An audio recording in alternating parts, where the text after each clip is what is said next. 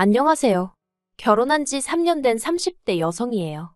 평소에 종종 다른 분들의 사연을 들으며 울고 웃고 하는데 오늘은 저도 하고 싶은 이야기가 있어서 이렇게 사연을 적게 되었어요. 저희 신우에 관한 이야기인데요. 솔직히 어디서부터 사고방식이 뒤틀린 건지 이해도 안 되고, 아니 누가 애 낳으라고 협박한 것도 아니고 자기가 좋아서 둘이나 낳아놓고 피 한 방울 안 섞인 저더러 그러는 건지 도대체 이해가 안 됩니다.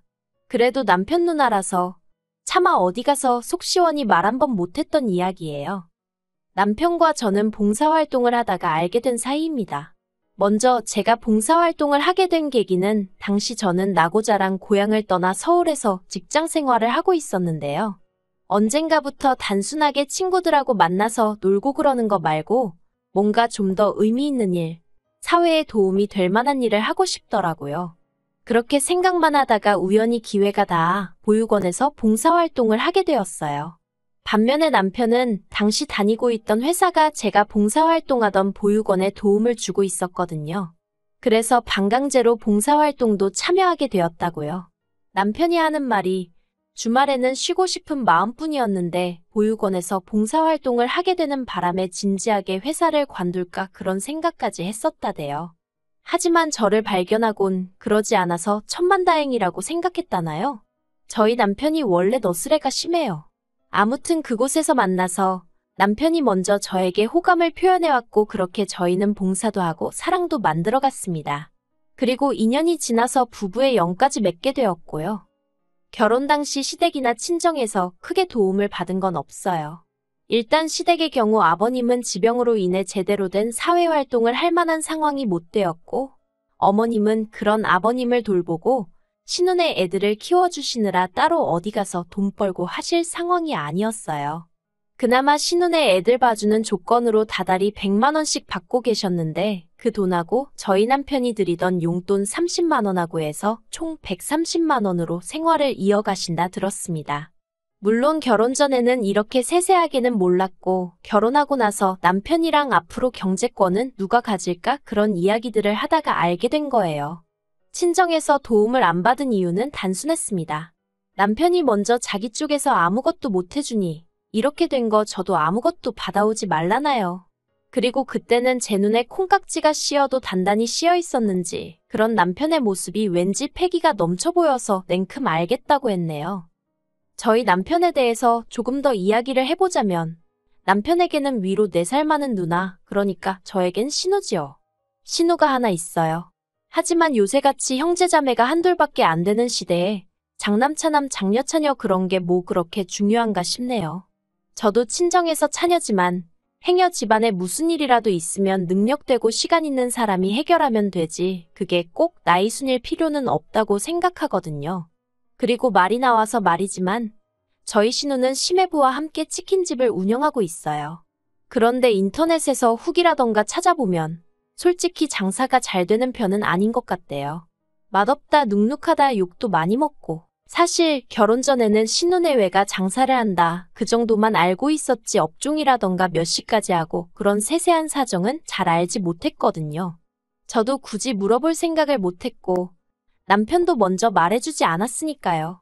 나중에 왜 말 안 했냐고 지나가듯 한번 물었는데 자랑거리도 아니고 굳이 뭐하러 말하나 싶었다나요. 하지만 장사가 어떻게 되건 간에 신혼에는 새벽 2시까지 장사를 이어가는 날이 많았고 그렇다 보니 자연스레 어머님이 애들을 봐주시게 된 모양이 돼요.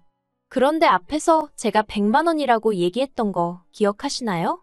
저는 솔직히 처음 들었을 때 애들 한 명당 100만 원씩 받으신다는 줄 알았어요. 그게 요새는 입주시터들은 300조도 안 들어오는 일도 있다더라고요. 그런데 아무리 친정어머니라 해도 그렇지 어떻게 남자애들을 둘이나 그것도 일주일에 6일씩 맡기면서 딱 100만 원이라니? 너무한다 싶대요. 물론 모녀 사이에 괜찮다고 이야기가 되었으니 그랬겠지만요. 한편 남편과 결혼한 지 반년쯤 되어가던 시기에 아버님이 돌아가셨습니다. 지병으로 인한 심근경색이었는데 당시 어머님은 신혼의 애들하고 거실에서 잠이 드셔서 방에서 주무시던 아버님께 무슨 일이 있었는지 전혀 모르셨다고 들었어요. 그래서인지 아버님이 돌아가신 이후로 한동안 어머님이 이게 다 당신 탓이라며 스스로를 많이 원망하고 자책하셨지요. 저러다 어떻게 되시는 거 아닌가 싶을 정도로 많이 힘들어 하셨어요. 그래도 시간이 약이라더니 한 달 정도 지나니 상황이 어느 정도 정리가 되어 갔습니다. 어머님도 전보다는 훨씬 안정적인 모습을 보이셨고요. 그래서 다행이다 싶었는데 엄밀히 말하면 그래도 저는 남이고 남편은 자식이라 그런지 그런 어머님을 여전히 불안하게 보는 눈치였어요. 그리고 남편이 저한테 대놓고 말하지는 않았지만 혼자 되신 어머님을 저희 집으로 모시고 오고 싶어 하는 것 같대요. 하지만 제가 못된 건지 남편이 먼저 직접적으로 저에게 묻기 전까지는 굳이 제가 나서서 우리가 어머님 모실까 그런 이야기는 하고 싶지 않았습니다. 솔직히 아무리 어머님이랑 저랑 특별히 나쁜 사이는 아니었다고 하더라도 한 집에서 같이 사는 건 꿈에서도 생각해 본 적이 없던 일이라 엄두가 안 났거든요. 그러다 결국 하루는 퇴근한 남편이 할 말이 있다면서 평소에는 잘 마시지도 않는 소주까지 사들고 집에 왔대요. 그리고 아니나 다를까? 역시나 남편이 합가 이야기를 꺼냈습니다. 우리가 결혼도 반반했고 효도도 셀프로 하기로 하긴 했지만 그래도 지금은 특수한 상황이지 않냐면서 이번 한 번만 자기 입장에서 생각해주면 안 되겠냐고요. 솔직히 그런 남편의 이야기를 듣고 있으니 마음이 많이 복잡해지대요. 사랑하는 남편이 힘들어하니 나 죽었다 치고 눈 딱 감고 그냥 어머님이랑 같이 살자고 할까 그런 생각도 들었다가 동시에 그랬다가 네 팔자 네가 꼰 거라는 소리나 듣게 되는 거 아닌가. 그 짧은 시간 동안 별의별 생각들이 다 들었지요. 하지만 저도 부모님이 계시고 저희 부모님이라고 천년만년 건강하실 거란 보장은 없잖아요. 언젠가 저도 남편의 양해와 이해가 필요할지도 모르는 일이고요. 그래서 결국 무조건 안 된다 하는 대신 어머님하고 앞으로 몇 달이나 같이 지내자는 거냐고 물었습니다. 솔직히 제가 속으로 기대한 건 1, 2년 정도였고 막말로 어머님 돌아가실 때까지 모셔야 한다고 하면 그건 싫다고 해야겠다고 생각했어요. 그런데 남편이 화색을 보이며 일단 1년 정도 살아보고 같이 더 살지 말지는 그때 가서 정하면 안 되겠냐대요. 제 말은 그런 뜻이 아니었는데 아차 싶었습니다. 하지만 너무 기뻐하는 남편을 보고 있으니 싫다 소리를 차마 못하겠더라고요. 그래서 일단은 알겠다고 한번 생각해보겠다 했지요. 그런데 그와 동시에 벼랑간 머릿속을 스치며 그럼 형님네 애들은 어떻게 되는 건가 하는 생각이 들었습니다. 신혼의 애들은 초등학생들로 학원도 다니질 않아서 모든 시간을 어머님네서 보내고 있었거든요. 그런데 저희 집으로 어머님이 오시게 되면 걔들 저녁은 어떡하나 뜬금없지만 그런 걱정이 되대요. 그래서 남편더러 신혼의 애들은 그럼 이제 어디로 가냐고 물었습니다. 그랬더니 남편이 마치 제가 이상한 질문이라도 한다는 듯 쳐다보더니 애들도 여기로 와야지 그러는 게 아니겠어요? 순간 저는 말 그대로 멘붕이었습니다. 정신이 나갈 정도로 얼떨떨했달까요? 제가 그게 말이 되냐고 신혼의 애들이 왜 우리 집으로 오냐고 했어요.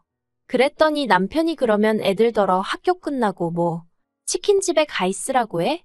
누나네 치킨집 자기도 가봤잖아. 조명도 어둡고 주변에 술집도 너무 많고 그리고는 어차피 어머님이랑 같이 살겠다고 마음먹었으니까 1+1이라고 생각하고 신혼의 애들도 받아달랍니다. 그냥 저녁만 차려주고 자는 방은 할머니인 어머님이랑 자게 두면 된다나요.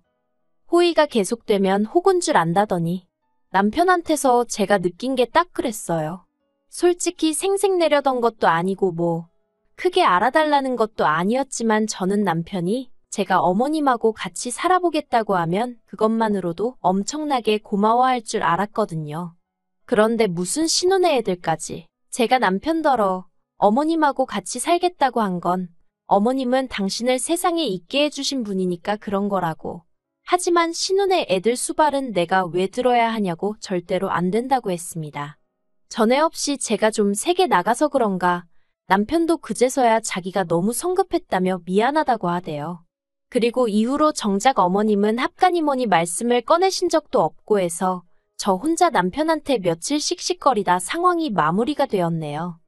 그러다 최근에 문제가 터졌습니다. 사실 지난해와 달리 올해 초부터 어머님이 유난히 피곤하다. 여기가 안 좋다 저기가 어떻다 그런 말씀을 자주 하시긴 하셨어요. 그리고 그런 말씀을 하실 때마다 제가 다른 사람한테 말을 하고 그런 건 아니지만 혼자서 몇 년이나 더 지내실 수 있으려나? 정말 어디라도 아프게 되면 우리가 모셔야 하나? 솔직히 그런 생각이 들긴 했거든요. 그런데 그런 와중에 어머님이 저희 부부와는 물론이고 신혼애와도 상의 없이 어느 날 갑자기 더는 신혼애 애들 못 돌봐준다고 그러니 알아서 하라고 했다는 거예요. 저는 그 소식을 전해 듣고 이제 신혼애가 어머님을 모시고 살거나 아니면 신우나 신우 남편 둘 중에 한 명은 치킨집에서 손을 떼겠구나 하고 짐작만 했어요. 남편도 제 이야기를 듣더니 그렇게 되겠다면서 동의를 했고요. 그런데 이게 웬걸. 신우가 저한테 연락을 해왔습니다. 그리고 신우가 하는 이야기는 정말 상상치도 못한 황당한 스토리대요. 사실 어머님의 상황과 별개로 남편과 저는 슬슬 아이를 가질 준비를 하고 있었어요. 그 준비라는 건 이제 음식도 좀 좋은 걸로 골라서 먹고 영양제도 잘 챙겨 먹고 운동도 하고 뭐 그렇게 말이지요. 그리고 이런 이야기를 남편이 별 생각 없이 지난 가족 모임 때 신우한테 하대요. 그런데 신우가 그 이야기를 꺼내면서 하는 말이 저더러 어차피 올해 애 가지면 회사 관둘 거 아니냐입니다. 그러니까 어차피 관둘 거 조금만 더 일찍 관두고 어머님이랑 당신애들 좀 챙겨주면 안 되냐대요. 그러면 어머님한테 애들 봐주시는 몫으로 드리던 돈도 저에게 주겠다면서요. 제가 황당해서 신우더러 지금 형님네 애들 때문에 저더러 회사를 관두라는 거냐고 단도직입적으로 물었습니다. 그러자 신우가 꼭 그런 건 아니지만 제가 조금만 배려를 해주면 어머님도 그렇고 자기네도 그렇고 상황이 나아진다는 뜻이래요. 그러면서 제 결정에 두 가정의 목숨이 달려있다나요? 솔직히 신우가 회사 생활을 안 해봐서 회사의 출산휴가라던가 육아휴직을 잘 모르나 싶기도 하고 그래서 신우한테 조목조목 설명을 해줬어요. 저는 육아휴직이 보장되는 회사에 다니고 있고 혹시나 나중에 복직을 하는데 상황이 여의치 않아서 퇴사를 하게 되면 그때는 권고사직 처리가 되기 때문에 실업급여도 얼마 받을 수 있다. 근데 지금 관두면 저는 말 그대로 아무것도 못 받는다. 그러니 형님 말씀대로 해드릴 수가 없다. 그렇게 딱 잘라 말했지요. 그랬더니 신우가 또 한다는 말이 그래서 내가 한 달에 100만 원씩 준다고 하잖아. 그럽니다. 어처구니가 없어서 솔직히 어디 가서 제 입으로 얼마를 벌고 어쩌고 그런 이야기하는 거 별로 안 좋아하거든요. 사람들 반응이 씁쓸한 게 자기들 생각보다 적게 벌면 무시하고 자기들 생각보다 많이 벌면 인정을 안 해주고 어느 쪽 반응이든 기쁘지가 않아서 언젠가부터 수입에 있어서는 말을 아끼고 있어요. 그런데 신우가 계속 그놈의 100만 원을 들먹이면서 저를 설득하려고 드니까 나중엔 화가 다 나더라고요. 그래서 신우더러 형님, 저 한 달에 400씩 벌어요. 그랬습니다. 그러자 신우가 저를 황당하다는 듯 쳐다보더니 그래서 100만 원은 뭐 돈 같지도 않다는 거야 하고 시비를 거는 게 아니겠어요. 그때 깨달았습니다. 지금 신우랑 아무리 이야기를 해도 해결되는 일은 하나도 없이 나 혼자 화만 나겠다는 사실을요. 그래서 신우더러 순리대로 살라고 했습니다. 애는 애 엄마가 키우는 게 맞지. 할머니한테 맡겼다가 이제 외숙모한테 맡길 생각을 하시느냐고. 그렇게 불쌍한 애 이손저손 타게 하지 마시고 이참에 아이랑 한번 시간을 보내보시라 했습니다. 그랬더니 신우가 저더러 애도 없는 게 아는 척 하지 말라고 또 한 소리 하대요. 그리고 저도 더는 신우의 막말을 듣고만 있을 수가 없어서 애가 있어도 아무것도 모르는 형님보단 제가 나은 것 같다고 받아쳐버렸어요. 그랬더니 이제 신우가 돈 좀 번다고 사람 무시하냐? 너 내가 장사한다고 무시하는 거지 하고 온갖 억지를 써대더라니까요.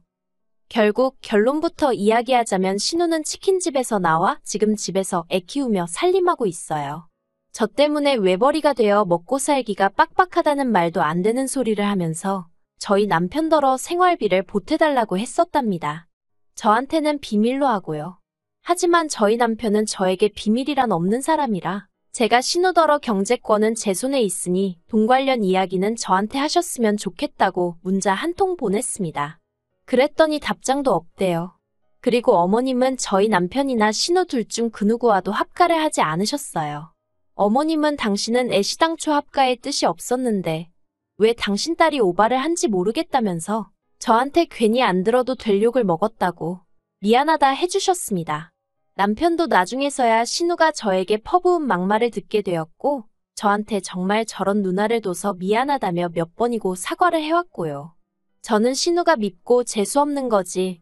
남편한테는 그 정도로 나쁜 감정은 아니었거든요. 그래서 남편더러 조금만 더 나를 챙겨달라고 부탁하곤 더는 따져묻지 않기로 했어요. 지금은 신우네와는 왕래하지 않고 오로지 어머님하고만 한 달에 한두 번씩 만나며 적당한 거리를 유지하고 지내는 중입니다.